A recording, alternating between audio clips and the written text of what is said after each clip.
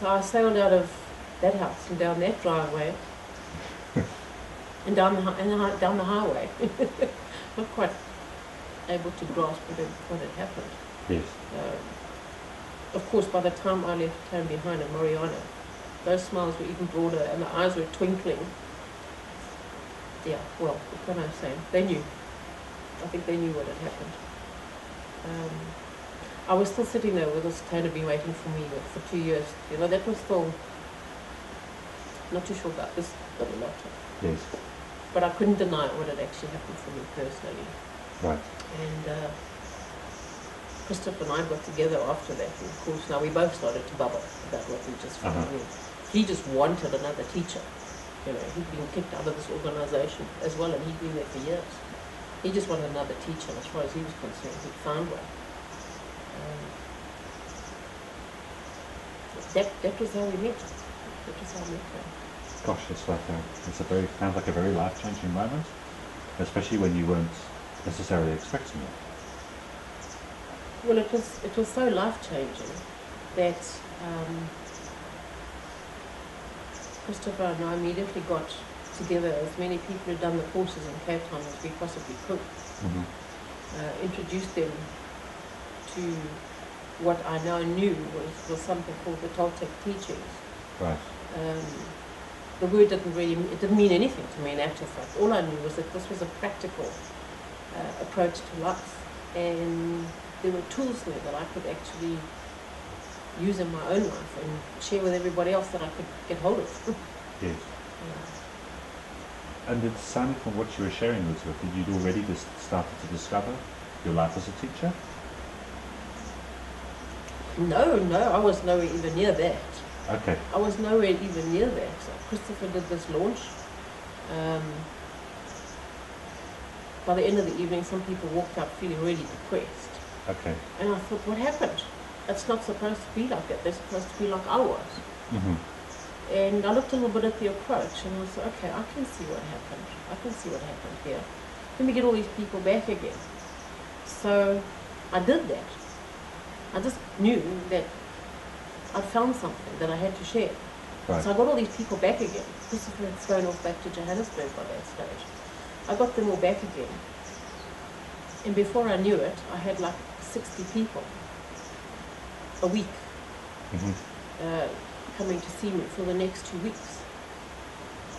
And after those 2 weeks, I suddenly woke up out of, I don't know, wherever I've been. What on earth am I doing? I have no idea what I'm doing. So I called Théun and I said to him, he'd given me his number. Very clever. I called him and he said, you know what, what's up? I said, Théun, I've called a bus and I have no idea what to do with it. He roared with laughter on the phone. He said, what are you doing? I said, I've started sharing this stuff with people and now I've got 60 people. I don't know what to do. And he laughed some more and he said, I think you better come and see me. So I went back a second time to see him. And I shared with him what had happened. He just thought it was hysterical. He just thought it was the funniest thing that ever happened. And so he said, well, I think I better give you a draft copy of my first book, which hasn't been published yet. Okay. It's called Return of the Warriors. Right. And I think you better start working with me. Okay. I said, thank you. Thank you. I don't know what we're going to be working on, but thank you. I said, because now that I've realized that I've got a responsibility with these people, I can't now dump them. Yes. I've started them on something. I can't now dump them. Yes. And that's how we started working together. So when you said something about teacher, I had no idea until I was in the middle of it. But that's what I was doing. Right. And then how did it grow from there? When Théun and you started to work together, did Théun teach you how to approach these people? Or where did it go from that point? Well, what happened was that Christopher, of course, was the head of this organization. He'd never wanted to come to Cape Town in the first place, but after I'd done his 2 courses,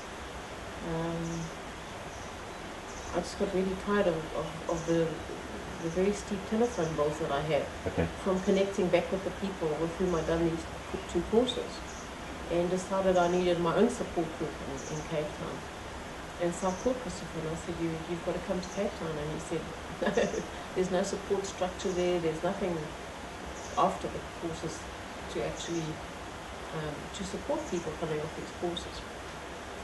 So I ran around to all my friends and I booked a venue and I bought 2 plane tickets for Christopher and his partner, and I called him and I said, "You got to come. These are the dates. Here are the plane tickets. The venue's booked. The people are all there waiting for you."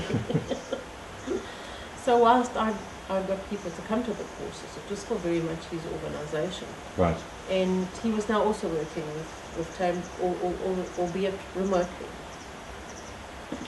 And then after, I was still now running these weekly classes with the students. But Christopher would come down and he continued. My partner and I were still putting the courses together. He was still flying down to facilitate them twice a month or whatever. Yes. And after 2 months of working with Théun, he said to me the one day, "When are you going to start teaching the courses?" I said, "What?" "What? Are you mad?" He said, "Well, what do you mean?" I said, "There's no way I can teach those 2 courses. It's the approach." And he said, "What are you talking about?" I said, "Well, I suppose I can't shout and scream at people, because if I get shouted and screamed at, then I just stop listening." Yes. He said, "What are you talking about, shouting and screaming?" I said, "Well, the courses are pretty confrontational, and maybe that suits somebody like Christopher, and it's quite clearly what I needed, to get whacked over the head with a cast iron frying pan, before I would wake up. But I wouldn't be able to do that." And he said, "I think you better tell me a little bit more about these courses." And I said, "Well, aren't you omniscient? I mean, can't you see all? Because, in this paranormal world where I was before, that's what leaders of organizations could do." Right. But he said, "No.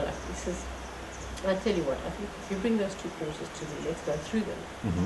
He said, "Because what you are describing is an approach that was taken by a man called George Ivanovich Khrushchev. And it sounds like a very distorted